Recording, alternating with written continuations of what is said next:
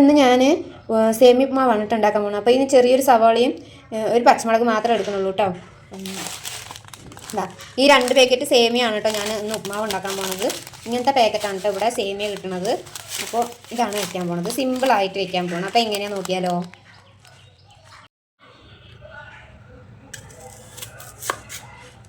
ഇത്രയും മതി കേട്ടോ. നമുക്ക്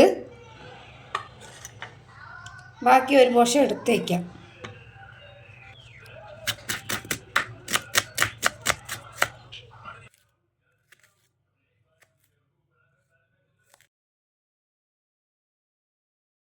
ഒരുപാട് എരിവായ പിള്ളേർ കഴിക്കത്തില്ല, അതുകൊണ്ട് ഇത്രയേ ഉള്ളൂ.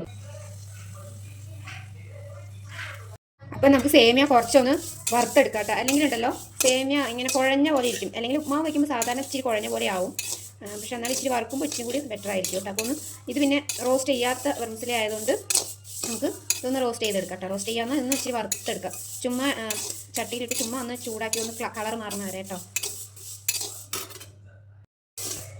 അപ്പോൾ സേമിയ ഒന്ന് ചെറുതായിട്ട് കളർ മാറി തുടങ്ങിയിട്ടുണ്ട്, കാണാൻ പറ്റുന്നുണ്ട് വിചാരിക്കുന്നു.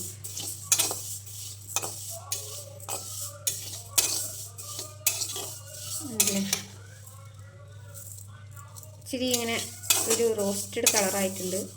നമുക്ക് ഈ പാകം മതി കേട്ടോ. ഇത് നമുക്ക്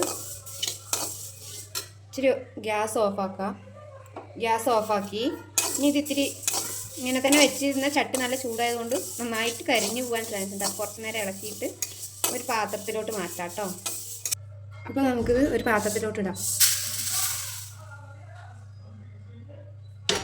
ആ ചട്ടി വീണ്ടും അടുപ്പിലോട്ട് വെച്ചിട്ട് ഗ്യാസ് ഓണാക്കി നമുക്ക് ഉപ്മാവ് ഉണ്ടാക്കാം കേട്ടോ. ഗ്യാസ് ഓണാക്കണേ.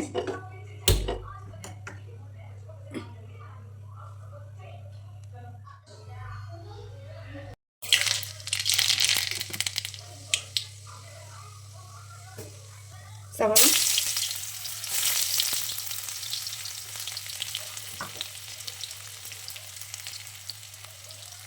മഞ്ഞപ്പൊടി ഇട്ടിട്ടുണ്ട് കേട്ടോ. അതാ കണ്ടില്ലേ, മഞ്ഞപ്പൊടി ഇട്ടു.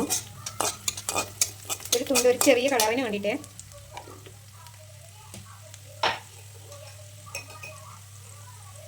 ആവശ്യത്തിനുള്ള ഉപ്പ്,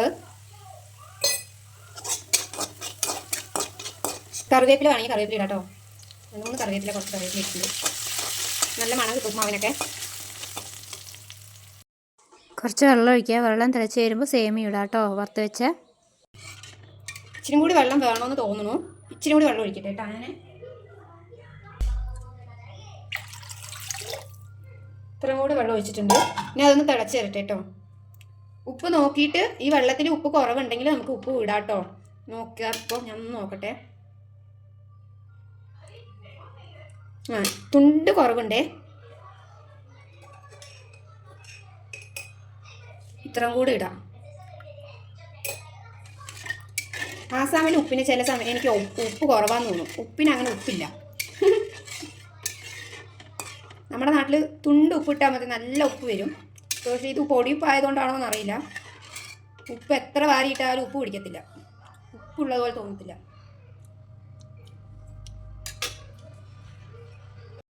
അപ്പോൾ വെള്ളം തിളച്ച് നമ്മൾ സേമിയ ഇടുകയാണ് കേട്ടോ. അപ്പോൾ സേമിയൊക്കെ ഇട്ടു. നന്നായി ഇതൊന്ന് വെന്ത് വരുമ്പോഴത്തേക്കും ഈ വെള്ളം ഒന്ന് വറ്റും. അപ്പോൾ സെറ്റ് ആവും കേട്ടോ. നമുക്ക് വേവാൻ വേണ്ടിയിട്ട് കുറച്ച് നേരം മൂടി വയ്ക്കാം കേട്ടോ. ഇന്ന തുണി. അപ്പോൾ ഇച്ചിരി നേരം ഒന്ന് വേവട്ടെ. അപ്പോൾ ഇടയ്ക്കൊന്ന് ഇളക്കി കൊടുക്കാവേ. വേവും തോറും അത് ഇച്ചിരി ഇങ്ങനെ വെള്ളം കുറുങ്ങിയ പോലെ ആവും. ഇടയ്ക്ക് ഇളക്കി കൊടുത്തില്ലെങ്കിൽ അടി പിടിക്കും കേട്ടോ.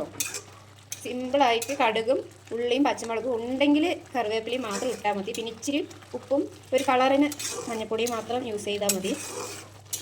ഉണ്ടല്ലേ. ഒന്നും കൂടി ഇച്ചിരി വെള്ളം വറ്റി കഴിഞ്ഞാൽ, നമ്മൾ വറുത്തതായതുകൊണ്ട് പിന്നെ വെള്ളം വറ്റി കഴിഞ്ഞ് കഴിഞ്ഞാൽ പിന്നെ നമുക്ക് ഇറക്കാം. അപ്പോൾ അത് ഇത്തിരി നന്നായിട്ട് സെറ്റായിട്ടുണ്ട്. ഒന്ന് നന്നായി കുറച്ച് 2 മിനിറ്റ് ഇളക്കി കൊടുക്കാം കേട്ടോ.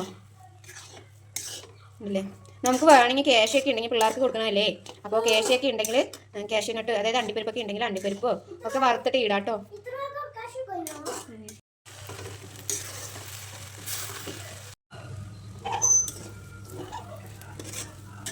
ഉപ്മാവ് സെറ്റായി കേട്ടോ.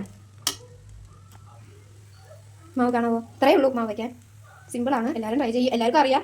ഏതെങ്കിലും ബിഗിനേഴ്സ് ആയിട്ടുള്ള കുഞ്ഞു പിള്ളേർക്ക് ഉപകാരപ്പെടുമെങ്കിൽ ഉപകാരപ്പെട്ടോടെ എന്ന് വിചാരിച്ചിട്ടാണ് കേട്ടോ.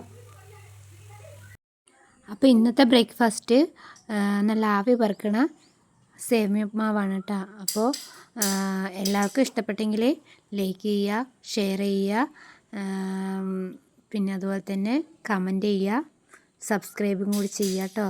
Tata bye. എല്ലാവരും ട്രൈ ചെയ്യണേ.